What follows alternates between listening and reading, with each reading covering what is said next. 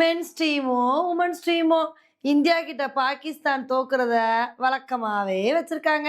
என்ன பண்றது? இப்படி வந்து சொல்ற மாதிரி தான் இன்னைக்கு நடந்த உமன்ஸ் T20 வேர்ல்டு கப் மேட்ச்ல இந்தியா பாகிஸ்தான் உமன்ஸ் டீமை அசால்ட்டா வீழ்த்திட்டாங்க. இன்னைக்கு நடந்த மேட்ச்ல நம்ம Indian women's team toss win பண்ணி ஃபர்ஸ்ட் பேட்டிங் வந்து சூஸ் பண்ணாங்க. சரி, கான்ஃபிடென்ட்டா பேட்டிங் சூஸ் பண்ணிருக்காங்க. நல்ல ஒரு அதிரடியான பேட்டிங் பெர்ஃபார்மன்ஸை கொடுப்பாங்கன்னு எதிர்பார்த்தோம். அதுக்கு தகுந்தாப்புல சஃபாலி வர்மா இன்னைக்கு ஃபர்ஸ்ட் பால்லே சிக்ஸ் அடிச்சு பட்டைய கிளப்புனாங்க.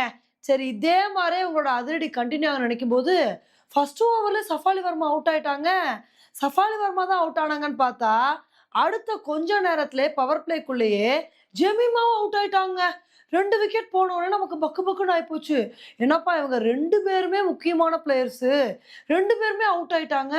இனி இந்தியன் உமன்ஸ் டீம் நல்ல பேட்டிங் பெர்ஃபார்மன்ஸை குடுத்துருவாங்களா? அப்படின்னு தாங்க வந்து எதிர்பார்த்தோம். அப்பதாங்க ஸ்மிருதி மந்தானா இருந்துகிட்டு, நான் இருக்கிற வரைக்கும் எதுக்கு கவலைப்படுறீங்க? நான் ஒரு சூப்பரான இன்னிங்ஸை குடுத்தே தீருவேன்னு சொல்லிட்டு, நல்ல அதிரடியான ஆட்டத்தை வெளிப்படுத்தினாங்க.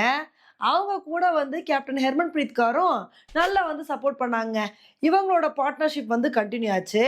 ஒரு கட்டத்துல வந்து ஸ்மிருதி மந்தானா ஹாஃப் செஞ்சுரி அடிச்சு நான் சத்துவேன்னு சொல்லி நல்ல ஒரு இன்னிங்ஸை கொடுத்து சூப்பரா வந்து விளையாண்டுட்டு இருந்தாங்க.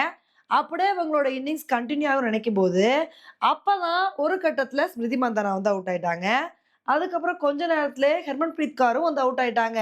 சரி, அதுக்கப்புறமும் ஸ்கோர் கம்மியாயிருமே அப்படின்னு சொல்லிட்டு நம்ம வந்து பயந்தோம்.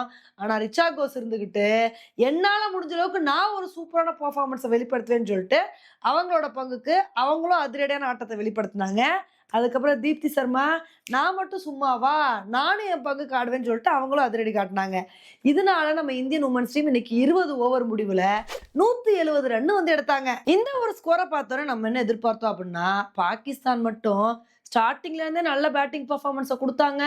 கண்டிப்பா இந்த மேட்சை வின் பண்ணிருவாங்க அப்படின்னு தான் எதிர்பார்த்தோம். ஆனா தீப்தி சர்மா வந்துட்டு, நான் அவ்வளோ ஈஸியா விட்டுருவேனா? உங்கள வந்து அடிக்க விட்டு நான் என்ன வேடிக்கையா பார்ப்பேன் அப்படின்னு சொல்லிட்டு வந்தோடனே ஸ்டார்டிங்ல இருந்தே அவங்களோட அதிரடியை வந்து காட்டிட்டாங்க. ஃபர்ஸ்ட் வந்து பாத்தீங்கன்னா ஃபெரோசாவோட விக்கெட்டை வந்து எடுத்தாங்க. அதுக்கப்புறம் ஒரு விக்கெட்டு, அதுக்கப்புறம் முனிபாலி நல்ல ஒரு இன்னிங்ஸை கொடுத்துட்டு இருந்தாங்க. அவங்களோட விக்கெட்டை நான் எடுப்பேன்னு சொல்லிட்டு முனிபாலியோட விக்கெட்டை வந்து எடுத்தாங்க. இது மட்டும் இல்லாம அடுத்து 2 விக்கெட்டுன்னு சொல்லி தீப்தி சர்மா இன்னைக்கு பவுலிங்ல பட்டைய கிளப்பி மாத்தி மாத்தி விக்கெட் எடுத்து 5 விக்கெட் எடுத்து நொறுக்கி தள்ளிட்டாங்க. இதனால பாகிஸ்தான் பிளேயர்ஸ்னால ஒண்ணுமே பண்ண முடியல. வெறும் 106 ரன்னுக்கே ஆல் அவுட் ஆயிட்டாங்க. இதனால இந்த மேட்சை நம்ம ரொம்ப கம்ஃபர்டபுளா 64 ரன் வித்தியாசத்துல வின் பண்ணி இமாலய வெற்றி அடைஞ்சிட்டோம். இந்த அளவுக்கு நம்ம மேட்சை வின் பண்ணிருக்கோம் அப்படின்னா இதுக்கு முக்கிய காரணம் தீப்தி சர்மாவோட பவுலிங் பர்ஃபார்மன்ஸ் தான். ஏன்னா நல்ல ஒரு பவுலிங் பர்ஃபார்மன்ஸை கொடுத்து 5 விக்கெட் எடுத்து அசத்திருக்காங்க. இது மட்டும் இல்லாம மத்த பவுலர்ஸும் நல்ல கான்ட்ரிபியூஷன் வந்து கொடுத்துருக்காங்க. இதனாலதான் வந்து பாகிஸ்தானை 106 ரன்னுக்கே கண்ட்ரோல் பண்ண முடிஞ்சுச்சு. இது மட்டும் இல்லாம பேட்டிங்லயும் நல்ல பெர்ஃபார்மன்ஸ் வந்து கொடுத்தோம். ஸ்மிருதி மந்தானா நல்ல அதிரடியான ஆட்டத்தை வெளிப்படுத்துறதுனால நல்ல ஒரு டார்கெட்டை நம்மளால எடுக்க முடிஞ்சுச்சு. இருந்தாலும் பாகிஸ்தான் இந்தியா கிட்ட தோப்பாங்கன்னு தெரியும்.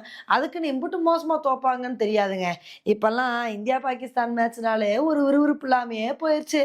எப்படியும் வந்து இந்தியா கிட்ட பாகிஸ்தான் தோக்கதான் போகுது. இது நடக்கிற காரியம் தானே.